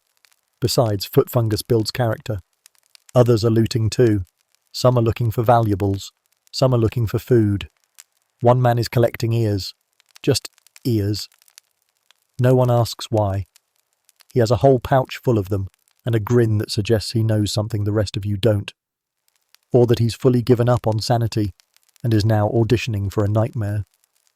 Trade erupts in pockets of the field like pop-up flea markets of doom. A bloody glove is exchanged for a copper ring that might just be a deformed button. A cracked helm is swapped for a hunk of stale bread, shaped like disappointment.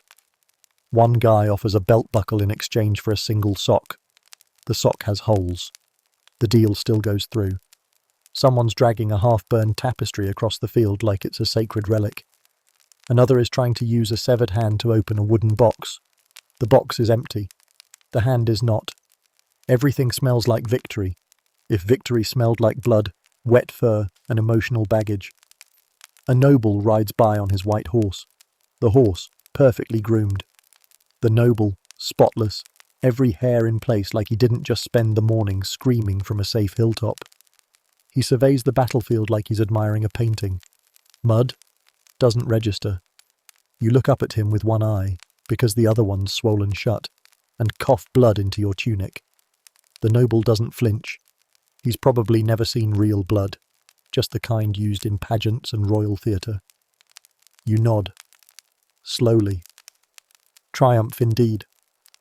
Somewhere nearby, a man is trying to fit a bent helmet over his head, like it's a prize crown. Another guy is debating whether to pry a ring off a corpse's finger, or just take the whole hand to save time.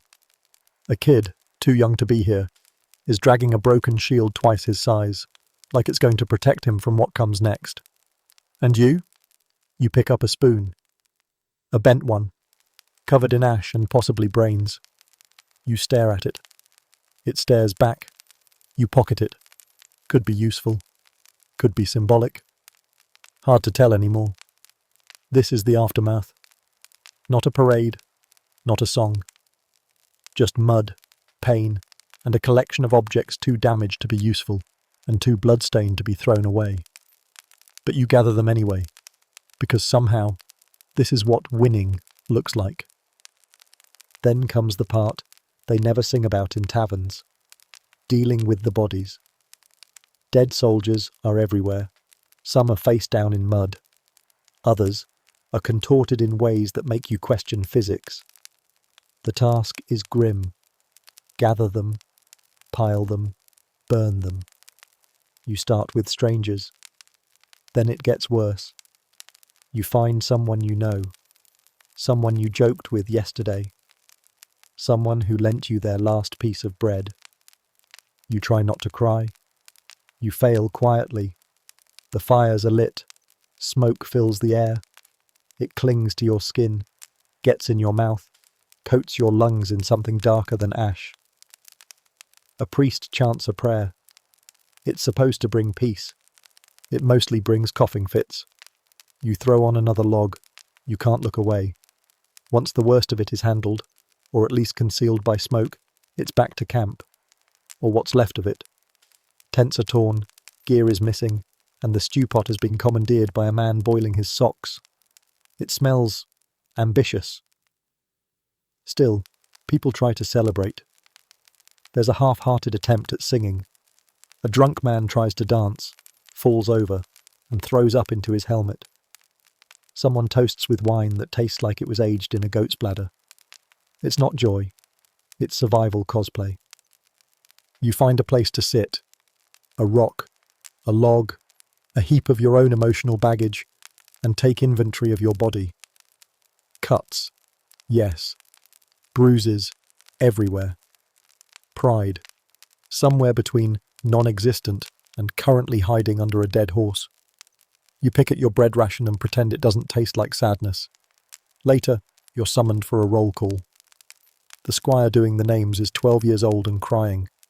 Half the names he reads out don't respond. Some never will.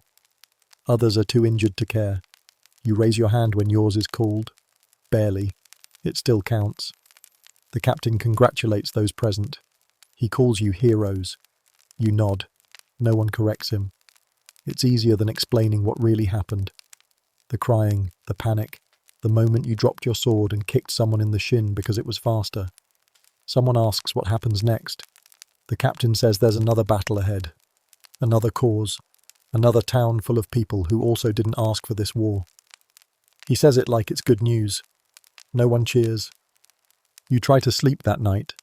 Your straw bed feels like it's stuffed with gravel and emotional damage. The wind howls. The stars are too bright. Your neighbour snores like a dying bear. And you keep hearing the screams from earlier, like they're stitched into your eardrums. Eventually, you doze. You dream of peace and turnips. And then the dream shifts, and you're back on the battlefield, stuck in the mud, your sword made of bread, and your feet running but going nowhere. You wake up to your leg being used as a pillow. You shove Godfrey off it. Morning comes. You think it might feel better. It doesn't. The sun rises over a charred field, and it's somehow more depressing than moonlight. You eat a cold root and pretend it's porridge. Your stomach doesn't agree. A message arrives. Orders to march. New orders. New enemy. Same you. You sling your gear over your back, most of it borrowed, all of it uncomfortable, and follow the line of broken bodies pretending to be soldiers. You walk forward, not because of loyalty or courage, but because stopping feels worse. And that's what victory looks like. Not medals, not songs, just surviving long enough to do it all again. Victory smells like rot, literally, because now the real suffering begins. Infection, amputations, and watching your friends turn into cautionary tales. This is what passes for post-battle recovery, when your doctor thinks pus is a good sign. The battle is over. The looting's done. The banners have been waved. The priests have prayed. And now begins the real horror. Recovery. Not for your soul. That's gone. We're talking about your body. The bruised, broken, and increasingly aromatic thing you still inhabit. Welcome to medieval post-battle medicine, a fun-filled journey of rot, rash, and random limb removal.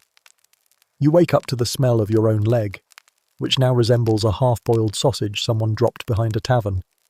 It's black in spots, green in others. There's a buzzing sound nearby. Is it flies? Is it your imagination? Unclear. But either way, the verdict is in. Your leg is trying to quit the team. Your best friend, Ulrich, isn't doing much better. He took a mace to the ribs and now wheezes like a haunted accordion every time he breathes. You offer him water. He coughs. There's blood. He thanks you anyway. It's the most affection anyone's shown in weeks. The camp surgeon arrives, and by surgeon, we mean guy who owns a knife and isn't afraid to use it. He's cheerful. Too cheerful. That's always a bad sign. He looks at Ulrich, taps his side, listens for gurgling, nods grimly. He'll be dead by evening, he says, then walks away to ruin someone else's day. You don't even have time to process that, because now he's looking at your leg. Let's have a look, he says brightly, as if inspecting a loaf of bread. He peels back your bandage. You smell it before you see it. It's the aroma of cheese left in the sun, and possibly vengeance. He pokes your thigh. It jiggles. That's not supposed to happen. You'll live, he says. Probably, but we might have to take it. Take what? He means your leg. Cue internal screaming. You ask if it's really necessary. He shrugs. Could rot more, could rot less. But once it turns black and your pee starts to smell like mushrooms, we don't wait. You ask what the procedure involves. He tells you. You regret asking. First, you'll be held down, usually by 2 to 4 extremely nervous-looking men with poor hygiene. Then your limb is cleaned with wine. Not because it's sterile, but because it's the only thing strong enough to make you pass out if you drink enough of it. Next, he'll use a saw. A literal saw.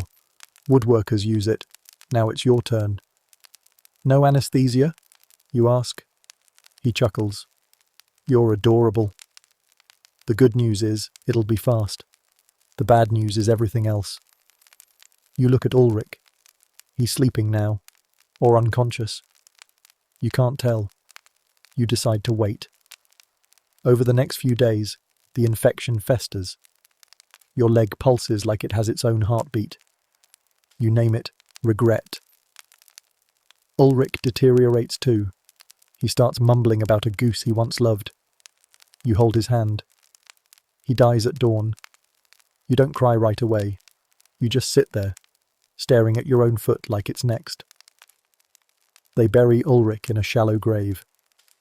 No headstone, just a boot nailed to a stick. It's the closest thing to closure anyone gets out here. Someone says a few words. Someone else sneezes into the wind. Then it's over. You're alone again. Days blur. Time passes in twitches. The wound gets worse, or maybe it's healing. Hard to say. Every now and then someone pours more wine over it and tells you not to scream so loud. It attracts wolves. You apologize to no one in particular. Eventually the surgeon comes back. He gives you options. Option 1. Wait and hope your leg doesn't kill you. Option 2. Chop it off now and get a head start on the healing. Option 3. Die nobly in silence. Option 4. Cry and hope that counts as a cure. You pick option 1. Hope is the only thing you haven't bled out yet. Around you, others aren't so lucky. A man loses 3 fingers after they swell up like boiled sausages. Another gets bit by something. Now he talks to his thumb like it's a small king. A woman's eye bursts. No one knows why. The priest shrugs and says, God's plan. Comforting. You try not to think. Thinking leads to remembering. Remembering leads to screaming. You distract yourself by counting the scabs on your arm. You name them. One is called Bernard. You hate him. Someone nearby starts a game called Who Can Smell Themselves First? It ends when the winner throws up and faints. A rat walks over his face. No one stops it. We've all accepted the rats now. Morale is non-existent. Food is crusty bread, and something that used to be soup, but is now more of a thick emotional paste. You eat it anyway. Your standards are gone. You miss flavour. You miss warm things. You miss anything other than this. At one point you try to walk. Bad idea. Your leg buckles. You fall face first into the mud. You lie there for an hour, pretending the earth is hugging you. It's the only affection you've had in weeks. At night, the screams return.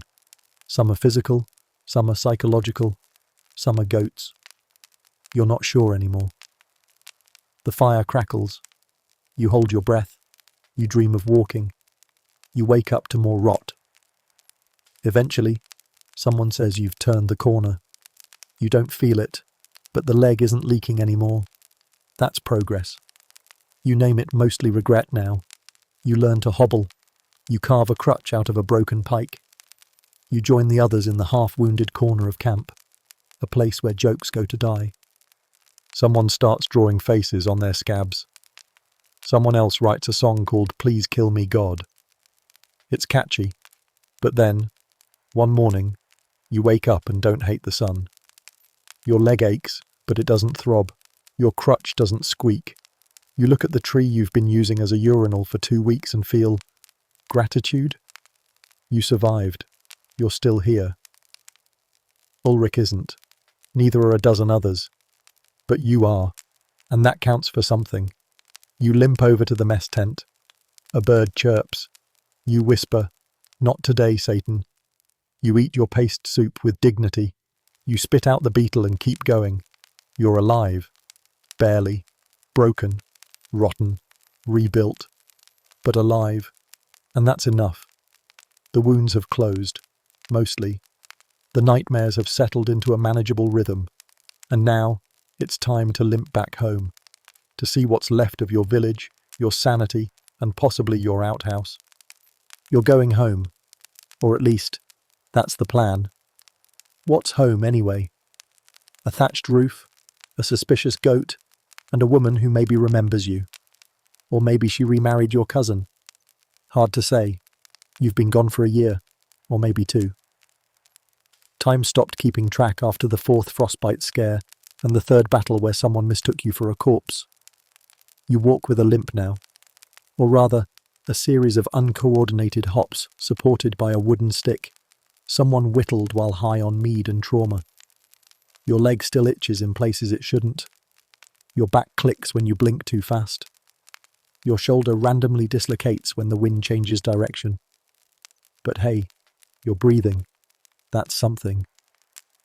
The road home is long, muddy, and suspiciously uphill in both directions. You meet other survivors on the way. Some are walking. Some are crawling. One guy is riding a stolen ox, crying and singing about soup. No one questions him. We all heal in different ways. You pass villages you don't recognize. Burned out husks. Empty huts. One place has been turned into a plague shrine. Another is now mostly cows. It's hard to tell if the war passed through, or if people just gave up and let nature reclaim it. You try to imagine what home will be like. Your old cot. Your neighbour with the uncontrollable sneezing. That one pig that always looked at you like it knew your secrets. But something inside says it won't feel the same. That something inside you didn't come back. Eventually you see it. Your village. Smaller than you remember. Quieter. There's smoke rising from chimneys, which feels like a miracle. Someone's yelling about turnips. Another person is swatting at chickens with a stick. Okay, maybe some things haven't changed. You limp through the gate. No one cheers. No one notices. You're just another smelly figure wrapped in damp wool and haunted eyes. You make it to your house, or the space where your house used to be. It's there. Technically, half the roof is gone. A wall is held up by a wheelbarrow. The door is open and swinging like it's considering leaving entirely. Inside, it's cold and dust-covered. You set your pack down and sit. The silence is heavier than your sword used to be. You look at the floor. It doesn't look back. That's progress. A neighbour stops by. She gasps when she sees you. "We thought you died," she says. You nod. So did I. She leaves a loaf of bread and a suspicious hug. You cry, but not too hard. It's still a small village. People talk. Word spreads. Slowly, like a rumour trying not to trip over its own feet.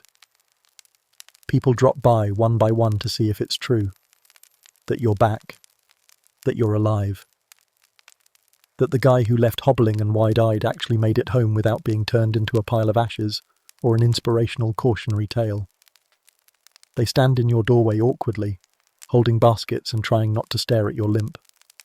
They ask about the war. Their voices are cautious, like maybe if they say it too loud, the war will come bursting through the walls again. You tell them the truth, or a version of it. Mud, blood, bad soup, screaming. More screaming. Then silence. That strange, heavy silence that comes after a man dies, but before anyone acknowledges it. You tell them about the smell, how it crawled into your nostrils and stayed. About the sky, how it never looked blue again once you saw it through a haze of fire and smoke. You pause. They don't know what to say, so they nod. One person gives you a loaf of bread shaped like a rock. Another hands you a bundle of wild herbs and mutters something about healing energy. Most of them bring eggs. Lots of eggs. It's weird. But eggs are good. You accept them all like gifts from a confused pantheon. One lady brings a duck. No explanation. Just leaves it tied to your fence. You name him Reginald. Your body begins to recover. Slowly. Painfully. Like a reluctant mule being dragged uphill by invisible ropes. You relearn how to stand up without your knees sounding like a bag of sticks. You walk 10 steps without groaning. Then 12. Then 15. and a heroic collapse into your front door. You stop waking up in a cold sweat every night. Just every other night. Progress. Sometimes you lie awake listening to your own breath, just to make sure you're still real. The rats in your house become roommates. You name them. Bernard is the smart one. He once brought you a beetle and looked smug about it. Clarissa likes to nap in your boots. Geraldine stares at you when you cry. Judgmental, but silent. They keep you company, which is more than you can say for some of the villagers who now avoid you like you're contagious with ghost memories. You try farming again. It's what you did before, and it seems safe. Familiar. Dirt doesn't scream, usually, but your back protests immediately. Your legs protest louder. Your shoulders revolt. You grip a hoe and realize your hands have forgotten how to hold tools that don't draw blood. You dig 3 feet, maybe 4, before collapsing in a heap and sobbing into the soil like it owes you a refund for existing. A goose watches you from a few feet away, unimpressed. You throw a turnip at it. You miss. It hisses and waddles off like it's better than you. It is. The worst part isn't the pain, or the limp, or even the memories. It's the stillness. In battle, everything moved. Everything screamed. There was chaos, fire, horses, shouting, death, and more shouting layered over top of the first shouting. There was adrenaline, terror, momentum. There was always something to react to. And now, there's nothing. Just quiet. Too much quiet. The wind through the trees, the rustle of straw, the distant cough of a neighbour, the soft creak of your joints, the occasional whimper you let slip when you remember Ulrich, and Brandt, and Godfrey, who said he'd meet you at the hilltop, but never made it past the pit of arrows. You think about their faces, not the way they lived, but the way they died, and how you had to step over them because someone behind you was still yelling forward. Sometimes, at night, you catch yourself whispering the names of the fallen, like roll call, as if saying them aloud might keep them from fading. Ulrich, Brandt, Godfrey, Elwyn, Thomas. That kid with the stutter who never even made it to the front line. You whisper their names into the straw mattress, into the dark rafters, into the silence. One day, the local priest asks if you'll give a talk to the children about the glory of battle. You laugh so hard you cough up blood. The children are frightened. The priest does not ask again. You have nightmares. Of course you do. Sometimes it's the screaming. Sometimes it's the quiet. Sometimes it's that one guy whose face caved in like a rotten melon. You never learned his name. You see him every night. There are good days. Rare, but real. Days when your leg doesn't scream. When the fire actually stays lit. When a neighbour smiles at you and doesn't look afraid. You cling to those days like a drowning man clings to a log. Sometimes you even laugh. It sounds foreign, like someone else is doing it. You hear talk of more war. Distant, but approaching. Some young men are training. You want to scream. You want to grab them and say, "Don't." But they're like you once were, eager, stupid, and dreaming of honour. You sit by the fire that night and talk to Bernard the rat. He seems to understand. Or he's just hungry. Some days you think about leaving, starting over, moving to a city, pretending to be a tanner or a monk. But then you remember how hard it is to walk, and that no one wants a veteran with more scars than teeth. So you stay. You mend your roof. You grow bad carrots. You trade eggs for wool. You live. And every now and then, someone passes by and asks, "Did you fight at Grey Hollow?" Or, "Were you at the Battle of the Screaming Field?" And you nod. They ask what it was like. You think. Then you say, "Loud." And that's enough. You made it home. You survived the mud, blood, and memories. But now comes the final insult. How people will remember it. Poets will sing. Monuments will rise. And none of them will mention the part where you slipped on a guy's intestine. The bards always show up late. Not for the fighting. Oh no. They're allergic to swords and slightly damp weather. But 2 weeks after the battle ends, and the last body has been shoved into a ditch with a polite prayer and a kicked clump of dirt, here they come. Strutting into the village with lutes in hand and metaphors leaking from their mouths like bad ale from a cracked mug. They're here to immortalise you, to turn your screams into sonnets, to make your open wound a symbol of sacrifice instead of what it actually is, a breeding ground for flies and anxiety. One of them corners you outside the communal latrine, of all places, and asks, "What did it feel like to fight for honour?" You blink. You were just trying not to soil yourself, and failing in some moments. You open your mouth, then close it again. Eventually you manage, "Loud."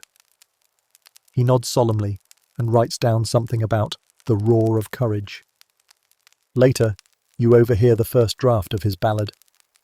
It includes words like glorious, unstoppable, and hero. It even rhymes. You're impressed until you realise the main event of the song is the moment you slipped on a puddle of someone's organs, flailed wildly, and accidentally impaled an enemy commander while trying to balance yourself with your spear. To be fair, it was impressive, but not for the reasons he thinks.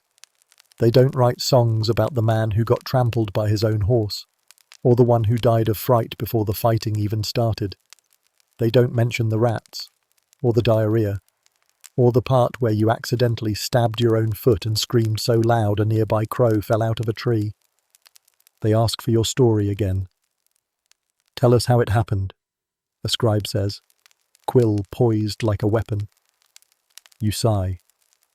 What do you say? That it was chaos? That you spent half the battle hiding behind a man named Godfrey, and the other half crawling away from a guy whose jaw was stuck to your boot? No, of course not. You say, "It was fierce." He beams and writes, "Victory born of valiant fury." You don't correct him. There's no point. Then comes the memorial. The priest, whose battlefield experience begins and ends with blister care, gives a speech about divine destiny. He talks about the brave, the fallen, the chosen. You're not sure which one you are. You'd settle for still oozing. People come up to you afterward. They pat your shoulder. They say things like, "You're a hero." You smile, nod, clench your teeth. Later, one falls out. You tuck it into your pocket. It's your third this month. At the tavern, the bard plays your song. Everyone claps. You're mentioned by name. Apparently, you led the charge. Rallied your comrades. Held the line. The truth, you tripped over a chicken and accidentally knocked down a dozen people, like a bowling ball of despair. The only thing you held was your pants, because they tore mid-sprint and revealed more than your strategy. The ale is flowing. Someone's weeping. Someone else is singing along. You sit in the corner, sipping warm beer and trying not to look as confused as you feel. This is how it's remembered, and it's wrong. They say you were fearless. You remember your knees shaking so hard they sounded like castanets. You remember praying to 5 different gods, 2 of whom you invented in a panic. You remember offering your soul in exchange for socks that didn't have holes. They say you inspired courage. You remember the guy next to you who tried to desert and was tackled by a goat. They say you looked death in the eye and laughed. You remember looking death in the eye and saying, "Please no, I'm not even wearing clean underwear." But none of that fits in a poem. The songs want honour. You remember horror. The songs want steel and fire. You remember mud and blood, and a man who screamed for his mother with his legs missing. You want to forget, but they want to remember, and they want to remember wrong. The worst part, you start believing it, just a little. When you hear the song for the 10th time, you begin to wonder, was it that bad? Maybe it wasn't. Maybe the glory was real. Maybe the screams were someone else's. Maybe that wasn't a foot you stepped on. But then you go to sleep. And in your dreams, It's always real. The noise, the stink, the moment when you thought it was over and you were wrong. You wake up drenched in sweat, tangled in your blanket like a fish caught in despair. You sit by the fire the next day and listen to the bards sing. Children cheer. A pig walks by with a flower crown. No one knows why. It's surreal. A statue is unveiled. It's you. Or someone with a jawline much stronger than yours and arms like marble tree trunks. You don't recognize yourself. You wonder if anyone will. The plaque says Valiant Defender. You wonder if surprised screamer was taken. You see a young boy looking at the statue, eyes wide, inspired. He says, I want to be like him someday. You want to grab him and say, don't. But you don't. You smile and nod. It's the only thing you're good at now. In time, the war becomes a story, a memory, a song. Your limp becomes just another quirk. Your silence becomes wisdom. Your pain becomes poetry. And none of it is true. But somehow, that's what survives. Not the truth, not the stink, not the sobbing, the myth. So you sit quietly, and you listen, and you let them remember it wrong, because the truth is too ugly, too loud, too human, and people prefer statues.